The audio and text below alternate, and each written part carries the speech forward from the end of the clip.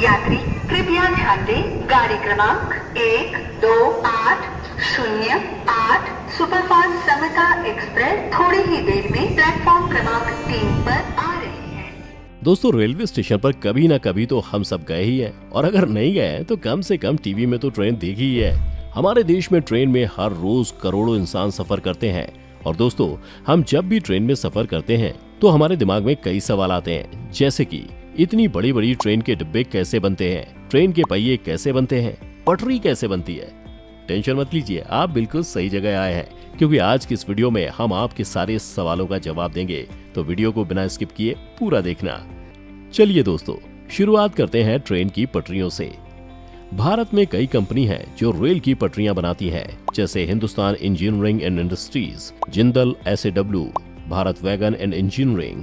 शुरुआती दौर में ट्रेन की पटरियां लोहे से बनाई जाती थी, लेकिन उनमें दो बड़ी प्रॉब्लम्स थी। सबसे पहली तो ये कि बदलते मौसम और बरसात की वजह से उनमें जंग लग जाती थी और वो टूट जाती थी, और दूसरी दिक्कत ये थी कि बार बार ट्रेन के गुजरने से वो घिस जाती थी और साइज में ऊपर नीचे हो जाती थी, जिससे ट्रेन फिसलने का डर रहता था। इसलिए अब रेल की पटरियों को स्टील अलॉय से बनाया जाता है, जो कि लोहा और कार्बन सिलिकॉन मिश्रित स्टील होता है, जिसको 880 ग्रेड भी कहते हैं। 200 पटरियों को बनाने के लिए अलग अलग फैक्ट्रियों में अलग अलग तरीके होते हैं। कुछ कंपनियां ऐसी होती हैं जो अलॉय को बाहर से खरीदती हैं, तो वहीं कुछ कंपनियां ऐसी होती हैं जो रिसाइकलिंग स्टील को इस्तेमाल करती है। यहाँ स्क्रैप के स्टील को इलेक्ट्रोमैग्नेट की मदद से एक कंटेनर में लोड किया जाता है। फिर इस कंटेनर को ट्रक के दूसरे वेयरहाउस में ले जाया जाता है, जहां क्रेन की मदद से इस कंटेनर को एक बड़े हीटर यानी भट्टी में डाला जाता है, जहां इलेक्ट्रिक करंट से तमाम स्क्रैप स्टील को 1600 डिग्री पर हीट किया जाता है, जिससे वो स्क्रैप लावा की फॉर्म में हो जाता है।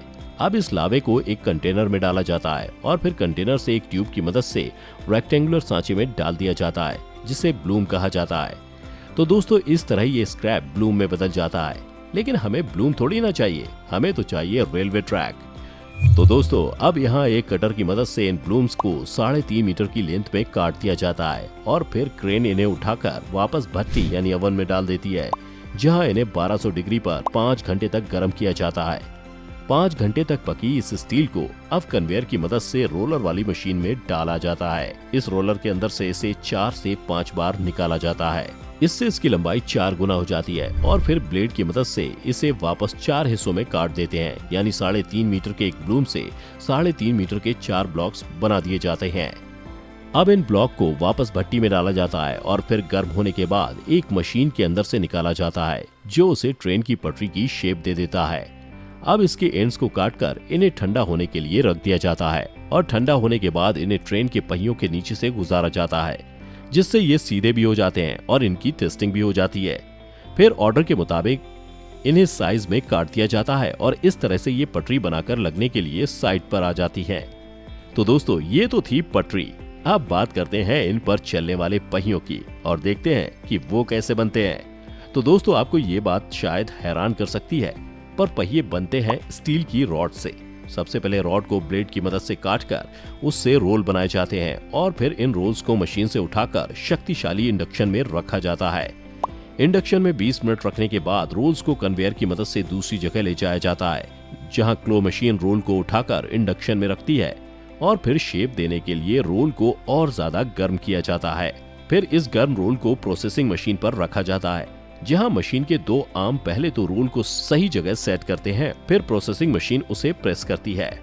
इस मशीन का खांचा रेल के पहियों की तरह होता है, और 2 बार प्रेसिंग से ये रोल रेल के पहिए का आकार ले लेते हैं।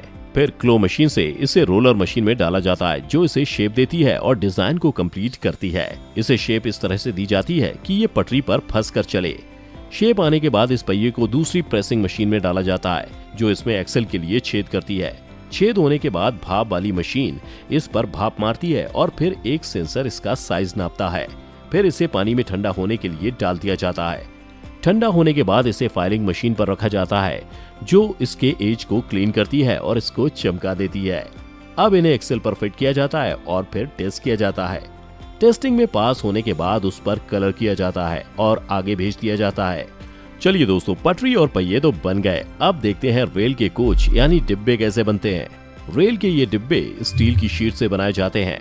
फैक्ट्री में स्टील की बड़ी बड़ी शीट्स होती हैं जिन्हें कटर से काटा जाता है और वेल्डिंग करके कमरे तैयार किए जाते हैं। कोच की हर साइड को अलग अलग तैयार किया जाता है और फिर जब साइड तैयार हो जाती है तो क्रेन की मदद से सारी साइड्स को जोड़ दिया जाता है। इंजीनियर साइड्स को सावधानी से जोड़ते हैं ताकि हादसे होने की संभावना को कम किया जा सके। शीट को जोड़कर जो डब्बा बनता है उसे फिर पेंट होने के लिए भेज दिया जाता है।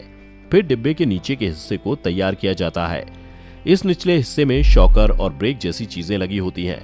एक्सेल वाली जगह में पहिए लगाए जाते हैं और पहिए लगने के बाद क्रेन से इसे सीधा किया जाता है और पेंट होने के बाद इन्हें कोच के नीचे फिट किया जाता है। फिर इसके बाद काम स्टार्ट होता है इंटीरियर डिजाइनिंग का।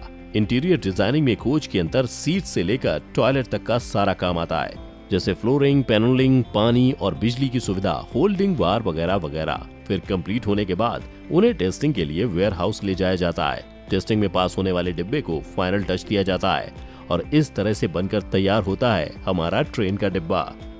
दोस्तों, उम्मीद है आपको आपके सारे सवालों के जवाब मिल गए होंगे और अगर अभी भी आपका कोई सवाल बचा है तो हमें कमेंट करके जरूर बताएं। साथ ही इस वीडियो को दिल खोलकर अपने दोस्तों के साथ शेयर करना ना भूलना। हमारे चैनल की हर लेटेस्ट अपडेट के लिए सब्सक्राइब बटन पर क्लिक करके बेल आइकन दबाएं। चलिए फिलहाल के लिए बस इतना ही। जल्द लौटेंगे एक नए वीडियो के साथ। आपका बहुत बहुत शुक्रिया।